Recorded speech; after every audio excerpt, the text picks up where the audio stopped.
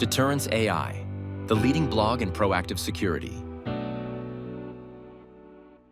Okay, so today we are diving straight into a topic that is, well, it's kind of become mission critical for security these days.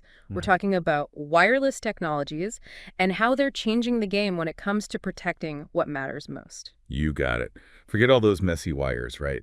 Complicated setups. Yeah. No way. What we're looking at is, well, it's really about freedom, isn't it? The freedom to safeguard your property. I mean, whether we're talking about a massive farm, a bustling warehouse, or even just your own home, we're talking about systems that are flexible and they can grow with you as your needs change. It's like security that adapts, right? And I think for our listeners who are already in the know, they're probably eager to cut through the noise, right? They want to understand what the best options are without having to wade through a ton of technical jargon. Absolutely. And that's exactly why we're doing this deep dive today. We've taken a very, very close look at all the major players in the wireless security space. We're talking about LoRa, Wi-Fi, of course, and then what they call Cellular IoT, that's your LTE-M and NB-IoT, and even Zigbee and Bluetooth. The whole spectrum. The whole thing. Yeah. But with a specific focus, right? We want to see how they stack up when it comes to deterring unwanted activity in 2025. I mean, that's what it's all about, right? Yeah. Keeping things safe and secure as we move into the future. Exactly. So our goal today is really to pull out those golden nuggets of insight from this comparison. We want you, the listener, to walk away from this discussion understanding what each of these technologies brings to the table. What are their strengths? Where do they shine? But also, and equally important, where might they fall a bit short when it comes to actually preventing potential problems? So let's get right into it. Why is there this big shift toward wireless and security? What's driving it? What's fascinating to me is how wireless tech directly changes the perception of security. You know, just seeing a wireless security camera, for example, it's like an instant signal, right? Hey, this area is being watched. And wireless sensors, forget about it. They can be deployed so quickly. If there's a new security concern, boom, you can address it almost immediately. And then there's the flexibility. If you need to adjust your defenses, move a sensor, no problem. Just pick it up and put it somewhere else. It's so simple. Yeah. It's that instant adaptability that makes it so appealing, right? And it reinforces this message to anyone who might be thinking of doing something they shouldn't. It says, we are watching. You will get caught. And of course, let's not forget about the sheer convenience, adding a new wireless sensor. It's a breeze compared to having to trench cables all over the place. But here's the thing. This is where it gets interesting. It's not a one-size-fits-all situation. I mean, not all wireless tech is created equal. Choosing the right one. Yeah. It all depends on a few key factors, like how far does your signal need to travel? How are these devices going to be powered? How much information needs to be sent back and forth? How secure does that information need to be? And of course, we can't forget about the bottom line, right? What's all of this going to cost? It's a balancing act for sure. So let's start with one that we hear a lot about these days, LoRa. What is it really? LoRa. It stands for long range, and let me tell you, it lives up to its name. Its real strength lies in its ability to send small packets of data over really, really long distances. We're talking kilometers here.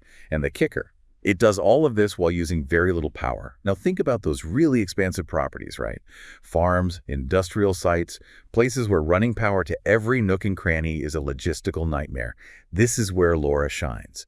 You can get kilometers of range on a single battery, perfect for those set-it-and-forget-it perimeter security applications. There's even been research showing these simple 433 megahertz radio chips, the kind used in basic IoT sensors, getting ranges of up to 10 kilometers on a single transmission. 10 kilometers, that is impressive, especially when you consider the low power consumption for those vast spread out areas. It sounds like a real game changer. So how does a typical LoRa network actually work? What's the architecture like? The most common setup you'll see is called LoRaWAN, and it uses something called the Star of Stars design.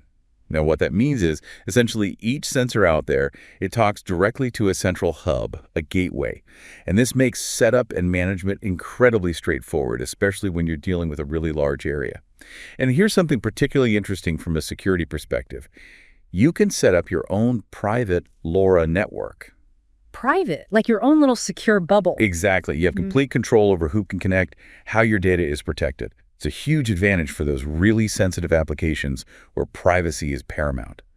Of course, if you don't need that level of control, you can also opt for a public or community network. But that private network option is a big plus. So we've got the long range, we've got the low power consumption, but what about keeping that data secure? What does LoRa offer on that front? Security is definitely baked into the LoRaWAN standard. Right out of the gate, it mandates AES 128 encryption. And that's a very strong form of encryption. It's used on both the network level and for your specific application data. And when a device wants to join the network, there's this whole process of mutual authentication. It's like a digital handshake, right? Both sides have to verify each other before anything else happens. And to prevent someone from just replaying old signals trying to trick the system, LoRaWAN uses something called frame counters. Now, because LoRa operates on public radio frequencies, there's always a theoretical risk of someone trying to jam the signal. But, and this is important, LoRa's technology is actually quite resilient. It constantly hops between different frequencies, which makes it much harder to disrupt. The key, though, is to keep those encryption keys secure. That's the real foundation of LoRa's security. So frequency hopping and encryption keys, it sounds like a pretty robust approach. Now, you mentioned AI earlier. What role does artificial intelligence play in the world of LoRa and security? That's where things get really exciting. We're starting to see studies where LoRaWAN is being combined with AI that runs directly on the devices themselves. They call it edge AI. So imagine this, right? You have these solar-powered systems out on the perimeter of your property, and they can actually analyze what they see and hear. Like they can detect a very specific sound signature of a drone approaching. And then they use LoRa to send an alert back to you. The AI makes those smart decisions right there on the edge, adding a whole new layer of intelligence to LoRa's long-range communication capabilities. Solar-powered, AI-driven drone detection. That sounds incredibly futuristic. I mean, this is exactly the kind of advanced deterrent that large remote areas need. So where do you see LoRa being most effective at preventing those unwanted incidents? What are its sweet spots? Its primary uses are definitely in those wide area perimeter monitoring scenarios. Think sensors on fences, gates, anything spread across a really large area. It's also ideal for tracking valuable assets in those remote locations. Livestock, machinery, anything where you just need periodic updates on their location. It's not about real-time tracking. It's more about knowing where things are in general. And then there are environmental sensors that can provide crucial security context. Detecting rising water levels near a vulnerable building, for example, or temperature fluctuations in a sensitive storage area. And of course, let's not forget about those simple but potentially life-saving panic buttons for lone workers or alerts if someone tampers with critical equipment in a remote location. It sounds like a perfect fit for those set-it-and-forget-it security tasks that are so common in those sprawling, hard-to-reach areas. But as with any technology, there are limitations. What are some of the things we should be aware of when it comes to LoRa? The main trade-off with LoRa is its low data rate. We're talking in the range of about 0.3 to 50 kilobits per second. And that's simply not enough bandwidth to handle things like live video feeds or large images. So if you need real-time, high-definition surveillance, LoRa is not the right tool for the job. You'll need something else. And then there's the issue of latency, the time it takes for information to be sent back and forth. It can be quite significant, especially for certain types of devices. So if your security strategy requires immediate command and control, if you need to send a command and get a response instantly, LoRa might not be the best option. You'll need something with lower latency. So no streaming Netflix over LoRa. Understood. Let's shift gears and talk about a technology that definitely can handle video. Wi-Fi. Now, Wi-Fi is pretty much everywhere these days, but how does it stack up as a security tool for deterrence? Wi-Fi excels at sending really large amounts of data over shorter distances. And in terms of deterring unwanted activity, its main role is in applications that need that high bandwidth. Like those high-definition security cameras we see popping up everywhere, right? Homes, businesses, even street corners. Exactly. Especially with those newer versions of Wi-Fi coming out. You know, Wi-Fi 6, Wi-Fi 6E, and they're even talking about Wi-Fi 7 now. With these standards, you're talking data speeds that are measured in megabits, even gigabits per second. And that kind of speed is essential for those crystal clear video feeds, from security cameras, video doorbells where you can see who's at your door, and really any system where you need that real-time, high-quality visual data, both for monitoring and for providing evidence if something does happen. I mean, let's face it, those visual cues, they're a huge deterrent in themselves. And Wi-Fi coverage, generally speaking, it's really designed for a building or a small outdoor area, right? Like a campus or a parking lot. Yes, think of it as creating those bubbles of wireless connectivity. It's perfect for indoor spaces and the immediate outdoor areas around homes or smaller businesses. That's where it really shines. Yeah. And the way it works is you have these access points, or APs, strategically placed to create those localized coverage zones. And one of the really big advantages of Wi-Fi, at least from a user's perspective, is that it's already built into pretty much everything we use these days, right? Absolutely. It's everywhere. Computers, smartphones, tablets, smart home hubs, and of course a whole universe of security products. Cameras, doorbells, alarm systems, you name it. And this makes integrating Wi-Fi into an existing network or smart ecosystem super easy. That plug-and-play compatibility is a huge plus for ease of use. But security has always been a bit of a concern with Wi-Fi, hasn't it? With all those shared airwaves and potential vulnerabilities. Where do we stand now? What are the latest security measures in the world of Wi-Fi? Well, the good news is modern Wi-Fi relies on something called WPA3. That stands for Wi-Fi Protected Access 3. And it's a significant upgrade over those older methods like WEP and even WPA2. WPA3 offers much stronger encryption, which makes it much harder for someone to snoop on your data. And it also has better protection against those offline dictionary attacks where someone tries to crack your password by just throwing every possible combination at it. And even on open public Wi-Fi networks, WPA3 uses a technology called opportunistic wireless encryption to provide a level of basic protection. So if you're using Wi-Fi for security, make sure you're using WPA3. It's really important. A lot of devices will have a transitional mode to support older devices, but using those really outdated WEP or WPA protocols is really not a good idea. There are known weaknesses that could be exploited. So WPA3 is the gold standard, the one to aim for. Got it. Now, you can't have a conversation about technology these days without mentioning AI. So what role does artificial intelligence play in Wi-Fi security, particularly when it comes to deterrence? We're seeing some really interesting integrations of AI into Wi-Fi security. On the one hand, you have AI-powered systems that can analyze the traffic on your Wi-Fi network. And they're looking for unusual patterns, anything that might suggest a security breach or a compromised device. Then you have intelligent access point management that uses AI to optimize the performance of your network. It can even detect unauthorized access points, those rogue APs that someone might set up to try and snoop on your data. And increasingly, Wi-Fi networks are being designed with a zero-trust philosophy in mind. And that means that every device, every user, they're all treated as potentially untrusted. So there are constant checks and balances happening behind the scenes to ensure that only authorized devices and users have access to the network. It's like having a super smart security guard watching over your Wi-Fi network 24/7. So looking ahead to 2025, what are some of the typical ways we'll see Wi-Fi being used to deter unwanted activity? What are the prime use cases? We'll definitely think about those high-resolution security cameras, both inside and outside. As long as they're within range of your Wi-Fi network, they can provide that real-time video feed that can be such a powerful deterrent. And then there are those video doorbells that we see becoming increasingly popular. Not only can you see who's at your door, but you can often talk to them as well. It adds that extra layer of interaction and control. And then there are smart lighting systems that can be integrated with cameras or sensors. So if motion is detected, the lights automatically turn on, which can be enough to scare off a potential intruder. Smart locks are another great example. You can control them remotely over Wi-Fi, so you can grant access to someone even if you're not physically there. And then, of course, you have the various components of local alarm systems that can communicate wirelessly within your property over Wi-Fi. It creates a seamless, integrated security ecosystem. So it sounds like Wi-Fi is really well suited for securing that immediate area around a building, be it a home or a business. But what are some of the limitations we need to be mindful of? Well, the shorter range compared to those long-range technologies like LoRa is definitely a key consideration. If you have a larger property, you'll likely need multiple access points to cover the entire area. And it's definitely not suitable for those really large-scale perimeter monitoring scenarios or for tracking assets that are moving across vast distances. Physical obstructions like walls and trees can also weaken the signal, so that's something to be aware of. And then there's the issue of power consumption. Wi-Fi devices tend to be a bit more power hungry, so most security cameras and similar devices will need to be plugged into mains power or have batteries that need frequent recharging. And we can't forget about security. As we discussed, the strength of Wi-Fi security really depends on the users setting things up correctly.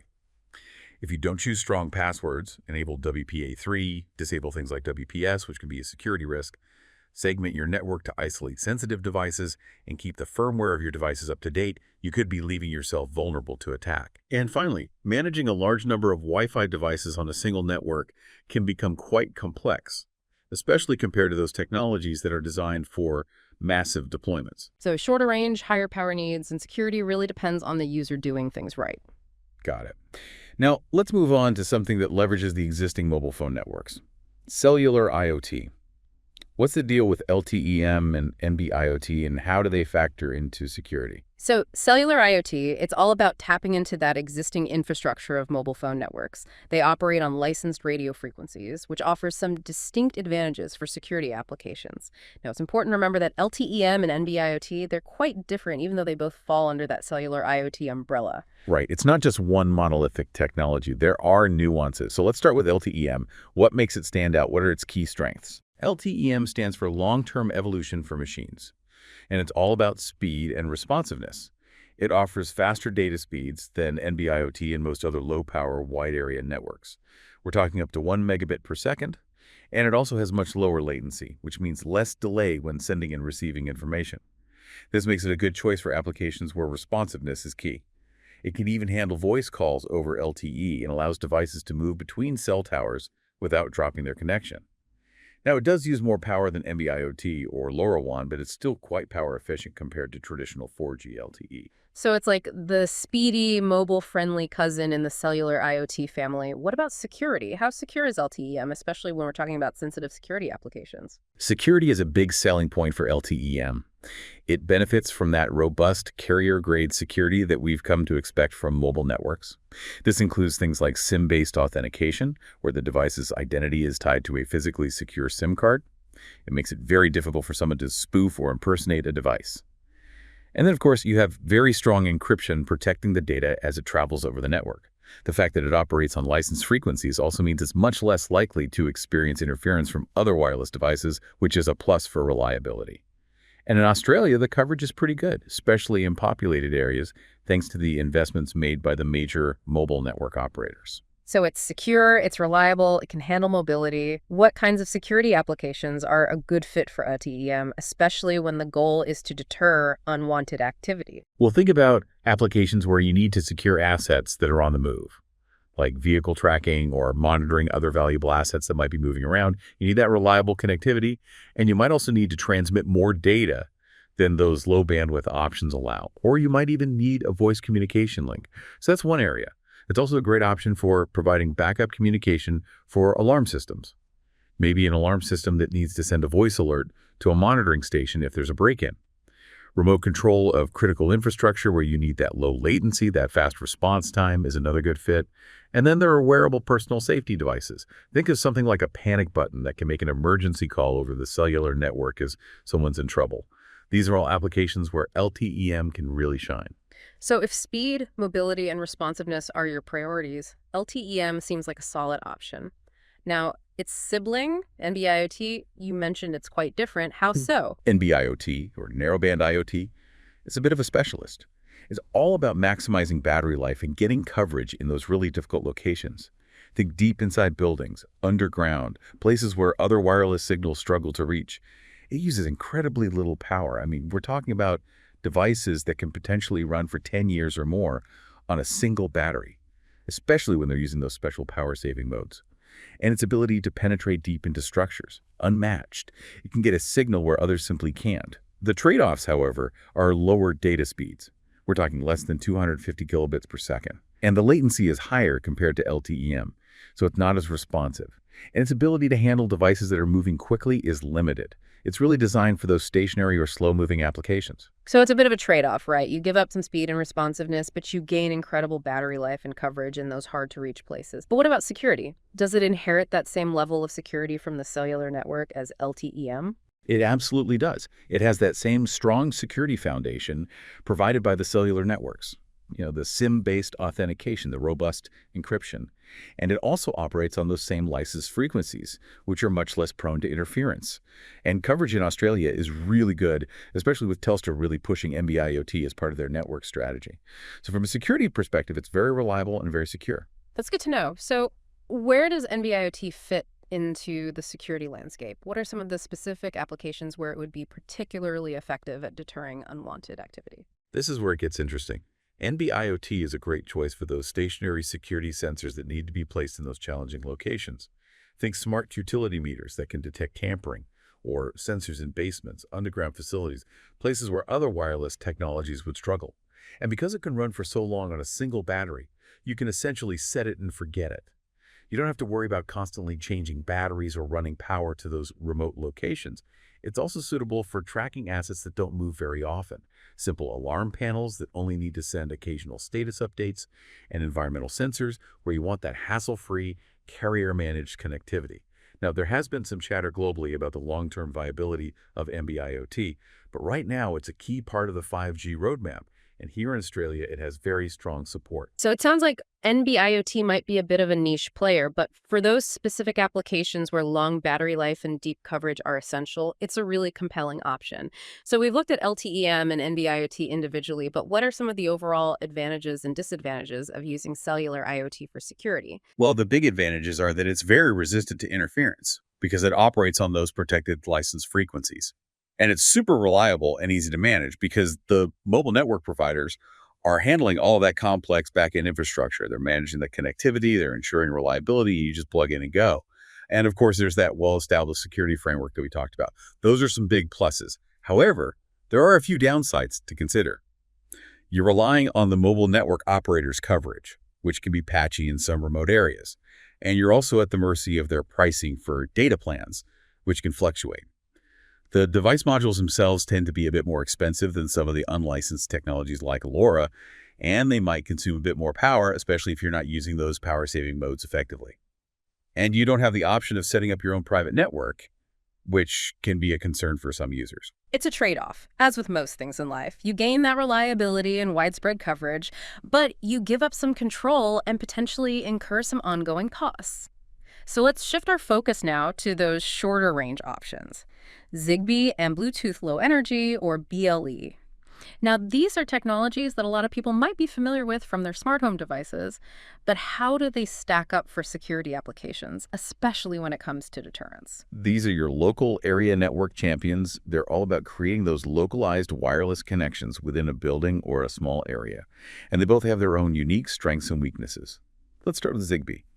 What is it really, and how does it work? Okay, Zigbee.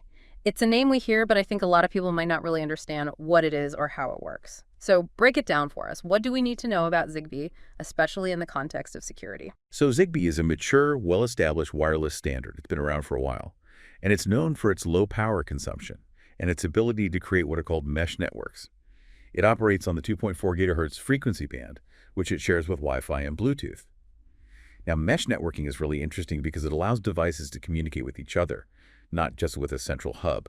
So think of it like a chain of devices where each one can talk to its neighbors.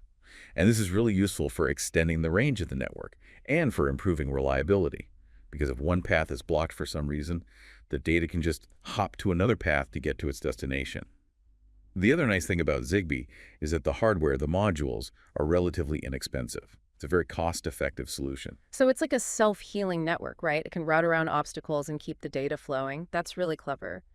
But what about security? How secure is a Zigbee network, especially when we're talking about protecting sensitive data? Zigbee actually offers some pretty good security features. It uses AES 128 encryption, which is that same strong encryption that we talked about with LoRaWAN, and it uses it for both the network traffic itself and for the application data that's being transmitted.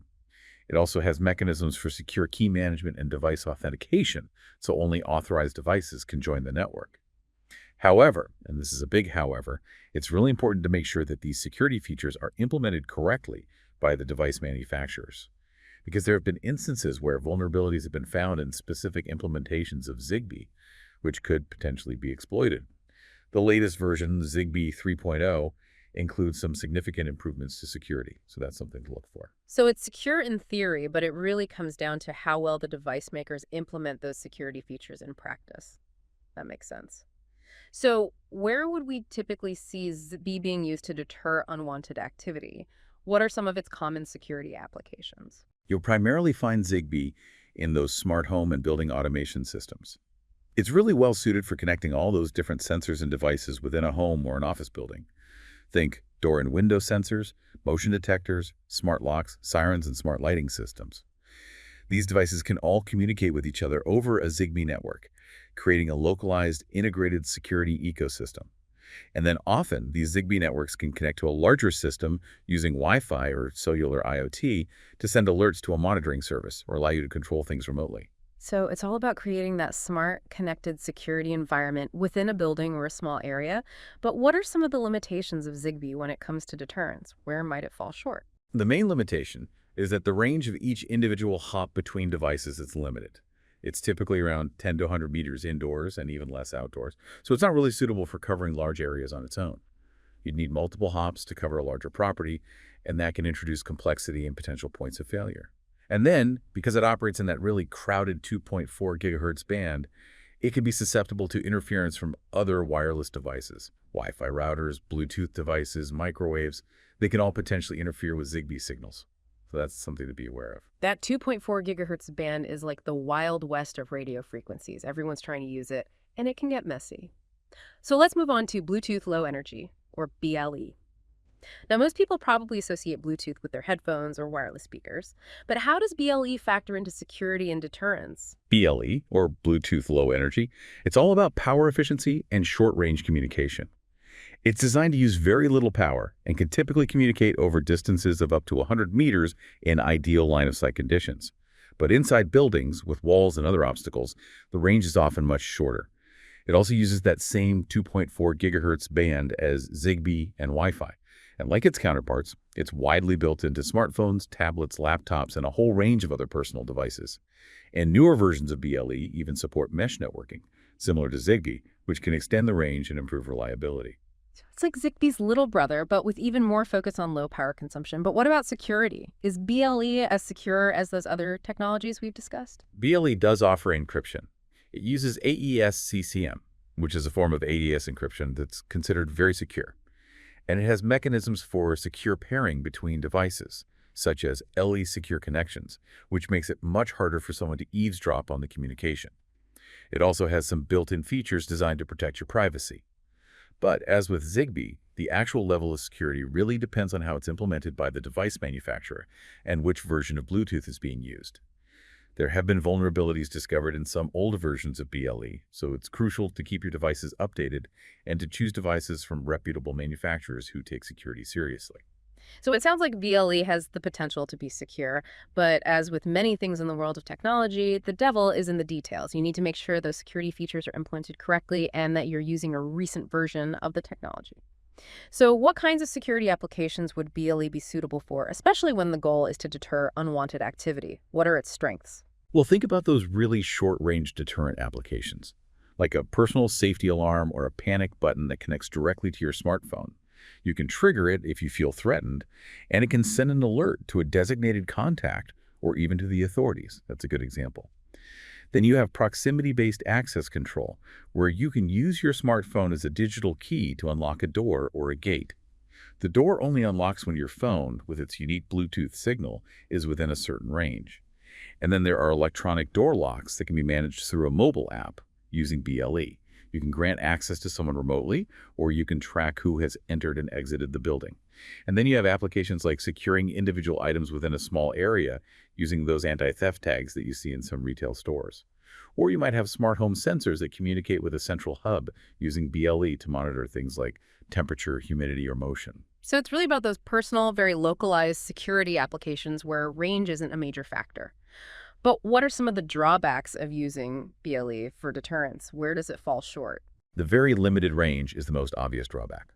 It's simply not suitable for anything beyond a very small area. It's not going to work for perimeter security or for tracking assets that are moving around. And like Zigbee, it operates in that very crowded 2.4 gigahertz band, which means it can be susceptible to interference from other wireless devices. And we've already talked about the importance of proper security implementation and staying up to date with the latest versions of Bluetooth. If you're not careful, BLE can be vulnerable to jamming or interference, and there have been known security vulnerabilities in the past. Okay, so we've covered a lot of ground here. We've talked about LoRa, Wi-Fi, Cellular IoT, Zigbee, and BLE. It's a lot to take in, but hopefully our listeners are starting to see the bigger picture here. Each technology has its own unique set of strengths and weaknesses. So how can our listeners make sense of all of this information and decide which technology or combination of technologies is right for their specific needs? It can be a bit overwhelming, for sure, but if you think of it like a table, with each technology listed along the top and then the key metrics down the side, it can start to become clearer.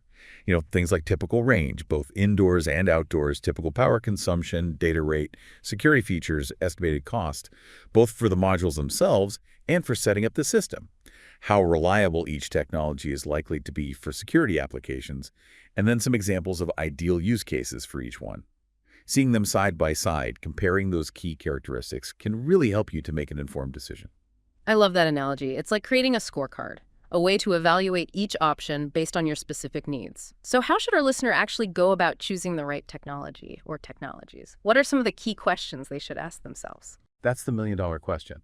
And it really comes down to understanding your specific needs and then finding the best fit. You need to think about what you're trying to protect, where you need that protection, and what your budget is. Start by asking yourself, what environment am I deploying this in? Is it indoors, outdoors, a small area, a large area, a rural property? What's the range I need to cover? Then ask, how many devices do I need? Am I talking about a few sensors or hundreds or even thousands of devices? How will these devices be powered? Do I have access to mains power? Or do I need something that can run on batteries for a long time? What kind of data do these devices need to send, and how much data is it? Do I need a high bandwidth solution, or am I just sending small packets of data infrequently? How important is latency? Do I need a system that can respond instantly, or can I tolerate some delay? What are my security requirements? Do I need bank-level security, or is something more basic sufficient? Of course, we can't forget about the budget. What's the cost of the modules themselves? And are there any recurring costs associated with connectivity, like data plans for cellular IoT? And then finally, think about mobility. Do these devices need to move around, or are they stationary? And do I need complete control over my own private network, or am I comfortable using a service that's managed by someone else? So it's like a checklist, a series of filters to help you narrow down the options. And it sounds like in many cases, one technology on its own might not be the best answer. Then what about using multiple technologies together?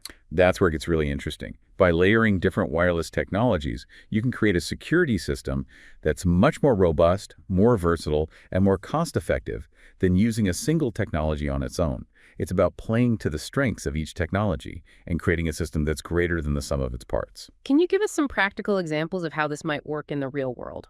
Absolutely. Let's take a smart home as an example. You might have Wi-Fi cameras covering the main entry points, providing that high-definition video surveillance. But then you might also have LoRaWAN sensors on your windows and gates, covering the perimeter of your property. Those sensors can run for years on a single battery and provide that extra layer of security. And inside the house, you might have Zigbee sensors monitoring motion, door openings, temperature, all connected to a central hub, and maybe even have a BLE-enabled smart lock on your front door that automatically unlocks when your phone is nearby. So you've got multiple layers of security all working together seamlessly. Now let's scale things up a bit. Imagine a large